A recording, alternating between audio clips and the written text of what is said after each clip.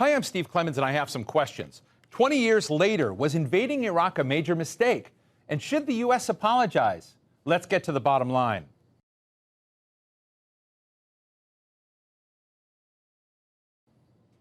With strong support from the American public and both political parties, the U.S. government launched a massive invasion of Iraq in 2003. It removed its president at the time, Saddam Hussein, and occupied the country directly for years. The official reasons were that Iraq was stockpiling weapons of mass destruction and was supporting al-Qaeda, which had carried out the attacks of 9/11 on American soil. Both of these accusations quickly turned out to be really false, and the UN called the invasion illegal under international law. The Iraqi people launched a resistance to the occupation and also fought each other in a bloody civil war.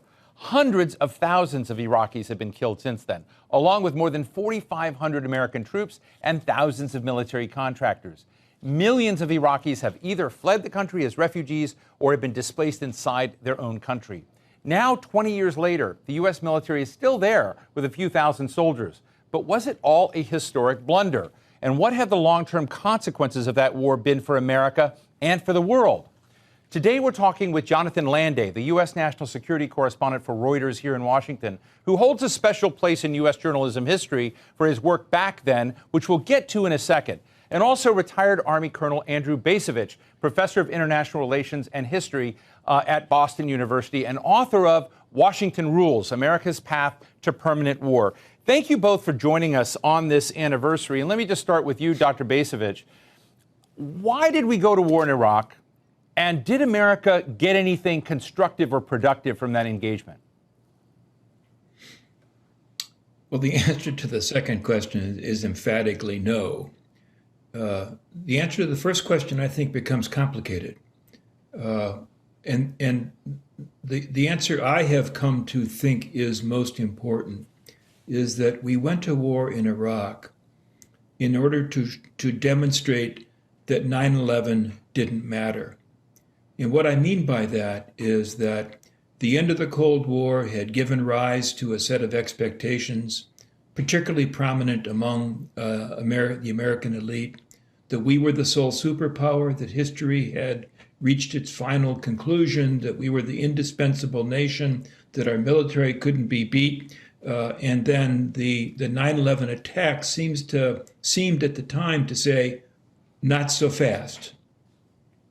And I think that although there are a variety of considerations that mattered, the most important, I think, ultimately was that the George W. Bush administration was absolutely determined to demonstrate that there was only one superpower and that American global primacy was secure. They expected a quick victory. They didn't get it. We ended up getting the dirty, ugly, costly war that we all had to endure. Let me ask you just a quick follow-up, Andy. I'm just interested in the bandwagoning effect of why Iraq. Now, Afghanistan, I could understand. Iraq, I didn't see things coming into place.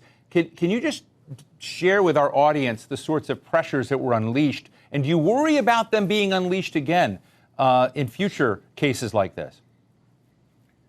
Well, I'm way up here in Walpole, Massachusetts, so I don't sort of feel the inside the Beltway pressures that you're referring to, although I'm sure they existed. And yeah, I suspect that they exist, not to as great an extent, but exist today too, that there is a bandwagoning, an expectation that you need to get on board with regard to the Biden administration's policy in regard to Ukraine. If you're not on board, you're an appeaser. Now, that sort of one-track mind thinking did not serve us well with regard to Iraq. My personal judgment, and that of the Quincy Institute, is that it's not going to serve our interest on this occasion as well. Jonathan Landay, when I was reading about that conflict before we had invaded and as things were building up, you were the first journalist I ever read that raised questions. Serious questions. And I'm just interested in what you saw that no one else saw. So I don't want to take full credit. Back then, I was working for Knight Ridder newspapers. And we were a team. Warren Strobel, who's now at the Wall Street Journal, our editor, John Walcott, and Joe Galloway, the late Joe Galloway, who eventually joined the team. And essentially what happened was the following. I admittedly was among those who believed, the groupthink here in D.C., that of course Saddam Hussein was amassing weapons of mass destruction. Of course he was trying to develop a nuclear weapon. On September 12th, Warren came back to the Bureau and called me into John's office and said they're discussing at the National Security Council, the Bush National Security Council, Afghanistan, but also Iraq. And we looked at each other and said, Iraq? Why are they talking about Iraq? And that led us into this years-long project of looking at what the administration was using as its justification for invading Iraq. As you pointed out at the beginning of the show, Saddam Hussein was amassing weapons of mass destruction, and he had this tie-up with al-Qaeda, and there had to have been a state sponsor of 9/11, and of course it had to have been Saddam. And Warren and I divided up the work. I started looking at the weapons of mass destruction question, and quickly came to doing the journalism to the understanding that it was not a clear case that he was amassing weapons of mass destruction. He had been under the most rigid, most intense UN inspection program up to that date. And there were satellites and spy planes watching Iraq. And they were not uncovering anything. If in fact, what they were finding was that they were either finding remnants of these programs, or they were learning that, in fact, he had gotten rid of these programs. And that took us into this reporting project where we determined that the information, and I call it information, not intelligence, that the administration was using to justify the invasion, to sell to the American people, was in fact either bogus, exaggerated, or was cherry-picked. And that's exactly what came to be known, that in fact they did not have this solid intelligence that they claimed to have about him having, about Saddam. But in my own view, I always saw those people who wanted to invade Iraq. Iraq was a stepping stone to actually taking on Iran.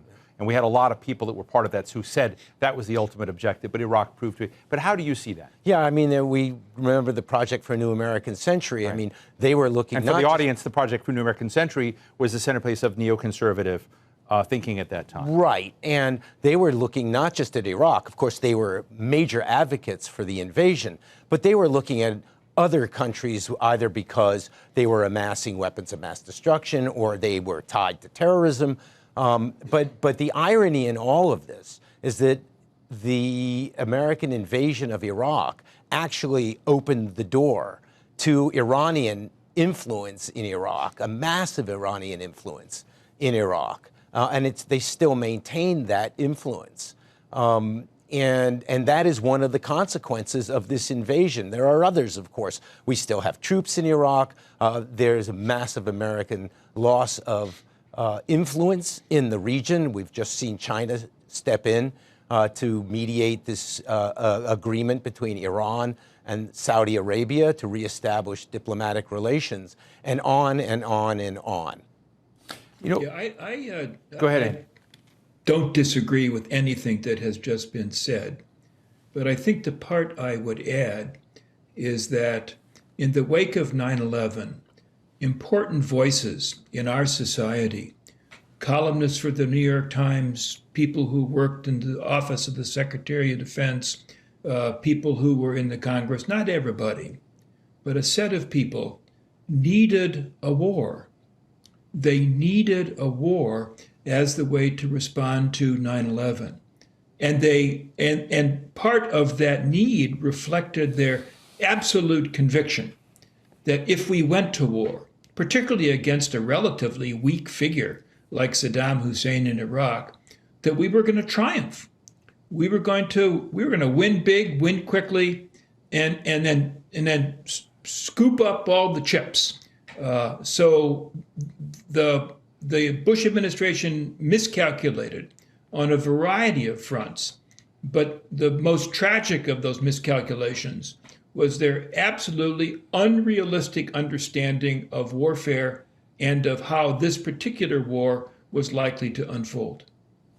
Are there consequences that have not yet been revealed from this decision we took 2 decades ago? Well, they have been revealed. They just have not been recognized.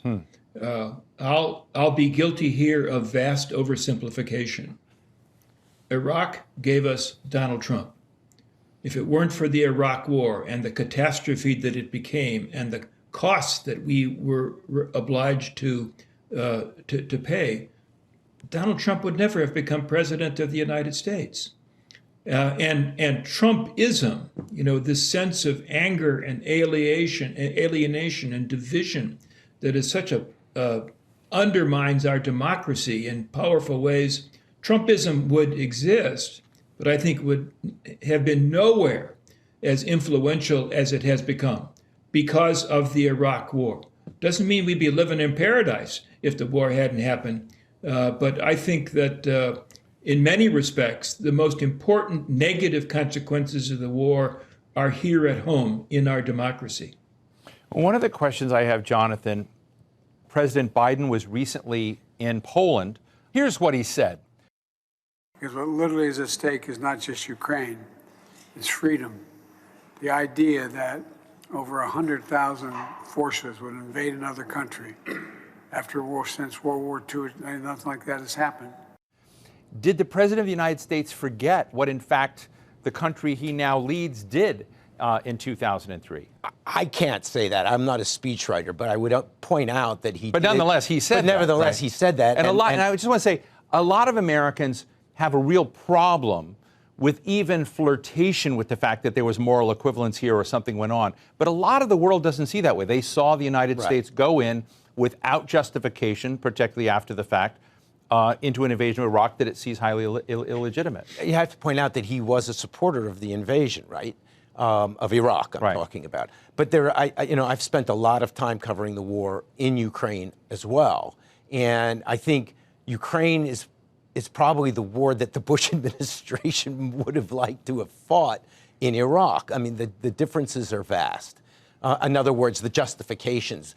At least in Ukraine, the administration can make those arguments, has made the arguments about, trying to prevent autocracy from spreading, authoritarianism from spreading in Europe, and Ukraine being the front line. And this is an argument that has found support not just within the Democratic Party, but it split the Republican Party. You can see the split between most Republican members of the Senate, and many in the House are supporting the war in Ukraine.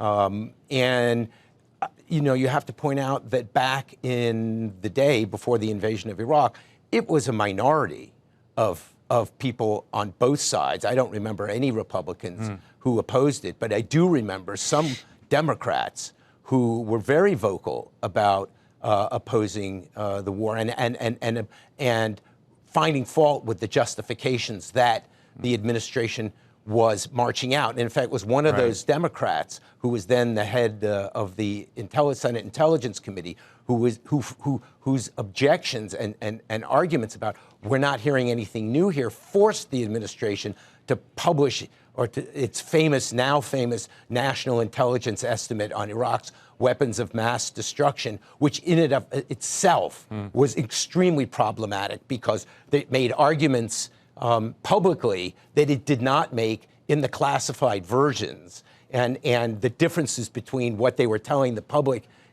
publicly about weapons of mass destruction in Iraq and what they were telling people who had clearances were vast. And I should just quickly point out that one of the differences between what's happened in Ukraine and what happened in Iraq is that I think the Biden administration looked at what happened in Iraq in terms of ginning up public support, and they were out in front before the Russian invasion, declassifying intelligence about Russian intentions that proved to be accurate as opposed to what the Bush administration did with its so-called intelligence on Iraq's WMD. Right. I think this is, fascinating to talk about. And I think one of the other things that unfolded at that time, and we heard it from then President Bush and people like Condoleezza Rice, is that the venture into Iraq was going to spread democracy around the world, was going to spread democracy through the Middle East, that this was about democracy promotion.